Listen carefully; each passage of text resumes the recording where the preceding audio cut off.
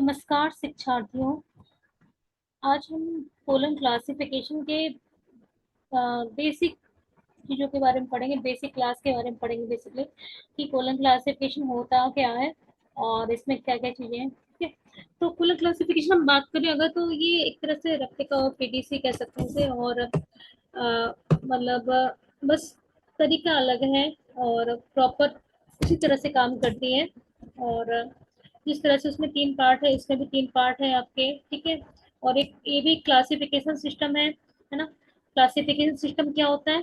किसी भी लाइब्रेरी में जो बुक्स होती हैं उसका कलेक्शन होता है, उसको एक सिस्टमैटिक वे में अरेंज करने या ऑर्गेनाइज करने का एक मतलब ऑर्गेनाइज करने का जो टेक्निक है वो आपकी क्या है? क्लासिफिकेशन। ठीक है, हम कह सकते हैं कि a systematic organisation of the collection of library books और library material according to subject order. तो ये क्या है? आपका क्लासिफिकेशन की डेफिनेशन है। और इसमें आप देख सकते हैं कि क्लासिफिकेशन सीसी में डीडीसी में यहाँ पे तीन पार्ट है। इस तरह से आपके इसमें भी सीसी क्लासिफिकेशन स्कीम में भी तीन पार्ट है। यहाँ पर आप देखते हैं आपका रूल पार्ट और शेड्यूल एंड आपका सेपरेट बुक। ठीक है, तो जीडीसी में भी क्या था आपका? इंट्रोडक्शन मैनुअल टेबल, सेकंड था शेड्यूल, देन थर्ड था आपका रिलेटिव इंडेक्स। तो रिलेटिव इंडेक्स में से बने बनाए नंबर होते हैं ना, रेडीमेड नंबर। तो इस तरह से इसमें भी आपकी रेडीमेड नंबर होते हैं, सभी के नहीं होते, मतलब जो कॉमन या जो फेमस है उनके होते हैं। ठीक है, और ये आपका इंट्रोडक्शन दे रखा है कि क्लासिफिकेशन जो सीसी है वो किस प्रकार की स्कीम है, पर्पस क्या है। ठीक है, तो ये एक प्रकार की मिक्स नोटेशन एंड और आपका ये एल्टिको सिंथेटिको क्लासिफिकेशन स्कीम है। इसे हम एनालिसिस करते हैं, फिर सिंथेसिस करते हैं और फिर हम क्लासिफिकेशन करते हैं। तो जैसे एनालिसिस की बात करें तो इससे हम फेसिट की बात करें तो फेसिट एनालिसिस करते हैं। इसमें हम हमारे जो एक कॉम्प्लेक्स प्रॉब्लम या फिर कोई भी टाइटल होता है उसको हम अलग अलग भागों में तोड़ते हैं, जो कि उनके कैरेक्टर के बेसिस पे होते हैं, अलग अलग उनके उसके एस्पेक्ट के बेसिस पे होते हैं। जैसे कि फेसिट की बात करें, पी फेसिट है, एम फेसिट है, ई फेसिट है, एस फेसिट, टी फेसिट है। उसको तोड़कर फिर हम उसे जोड़ते हैं अकॉर्डिंग टू फेसिट फॉर्मूला और फिर हम क्लास नंबर बनाते हैं। तो एनालिसिस, सिंथेसिस एंड फिर क्लास नंबर। तो इसे इसीलिए इसे एल्टिको सिंथेटिको क्लासिफिकेशन स्कीम कहते हैं।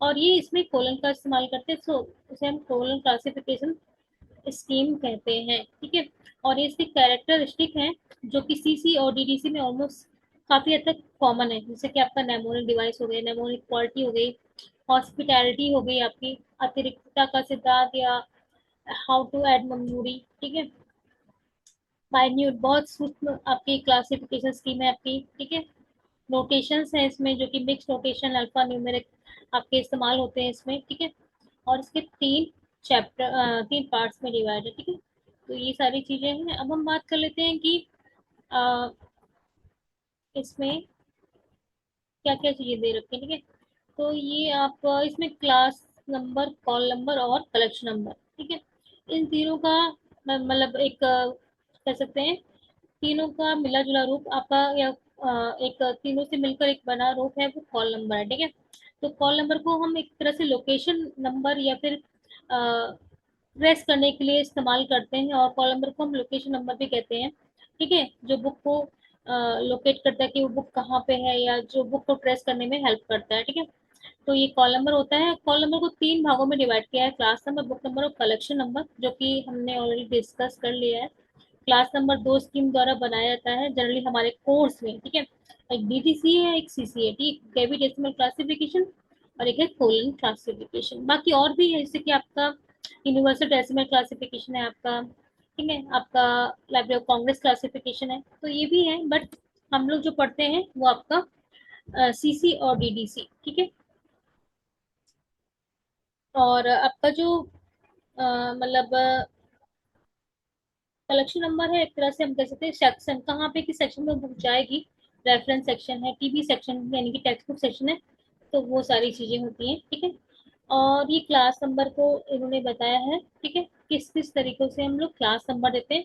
तो ये 9 स्टेप ऑफ क्लासिफिकेशन, सबसे पहले बुक आती है, फिर हम उसे एक तरह से एक्सप्रेस करते हैं कि ये बुक किस क्लास को रिप्रेजेंट कर रही है, फिर ये बुक क्या है एक्चुअल में। फिर इसके बाद उसके जो एक्स्ट्रा एक्सिलरी वर्ब होते हैं या फिर कनेक्टिंग वर्ड्स होते हैं जो कि ए एन दा वगैरह, उसको हटाते हैं कर्नेल टाइटल में। फिर एनालाइज करते हैं कि symbol denoted by fundamental characters P M E S T में से तोड़ते हैं, ठीक है। फिर ट्रांसफॉर्म करते हैं, यानी कि with the kernel terms rearrange according to symbol of allies attach to them, यानी कि जो भी मतलब पीएमएचडी है वो कहाँ कहाँ पर बेसिक क्लास के बाद वो कहाँ कहाँ पे हमें सर्च करने हैं, ठीक है। से हम अगर बात करें लाइब्रेरी क्लासिफिकेशन, है ना, बाय एस आर रंगनाथन, ठीक है। तो ये classification main class library science है। अब हमें जो लाइब्रेरी क्लासिफिकेशन जो आपकी एनर्जी है वो हम कहाँ ढूंढेंगे, मेन क्लास 2 में जाकर। तो ये आपका ट्रांसफॉर्म टाइटल होता है। फिर टाइटल इज स्टैंडर्ड टर्म, यानी कि हमने P M E S T को एक स्टैंडर्ड टर्म दे दिया। फिर हम बेसिक फॉर्मूला के थ्रू उसको एग्जैक्टली विद सिंबल ऐड करते हैं। फिर हम उसे क्लास नंबर देते हैं और फिर हम वेरीफाई कर लेते हैं। तो ये आपकी 9 स्टेप्स ऑफ क्लासिफिकेशन, ठीक है।